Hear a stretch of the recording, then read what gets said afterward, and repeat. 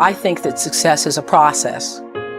And I believe that my first Easter speech in the Kosciuszko Baptist Church at the age of 3.5 was the beginning. And that every other speech, every other book I read, every other time I spoke in public was a building block. So that by the time I first sat down to audition in front of a television camera and somebody says, read this, what allowed me to read it so comfortably and be so at ease with myself at that time was the fact that I'd been doing it a while. If I'd never read a book or I'd never spoken in public before, I would have been traumatized by it. So the fact that we went on the air with the Oprah Winfrey Show in 1986 nationally, and people say, oh, but you're so comfortable in front of the camera, you can be yourself. Well, it's because I've been being myself since I was 19.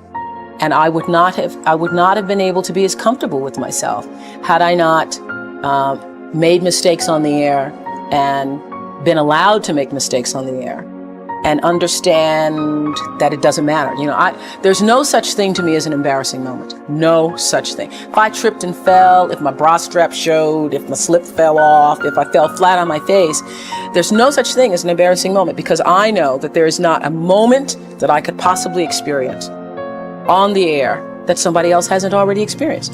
So when it happens, you say, oh, my slip fell off. And it's no big deal. I mean, like, I was on TV the other day and somebody says, oh, Oprah, you have a run. Have you not seen a run before in your life? Well, I get them too, let me tell you. So, I mean, I can't be embarrassed. I can't be embarrassed.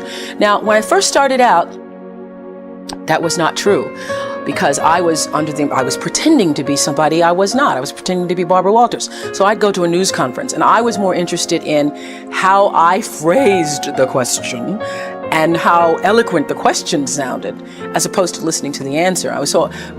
Which always happens when you're interested in impressing people instead of doing what you're supposed to be doing. And it took me a while. It took me messing up on the air during a live newscast. I was doing a list of foreign countries, and there was all these foreign names, and then Canada was thrown in, and I called Canada, Canada.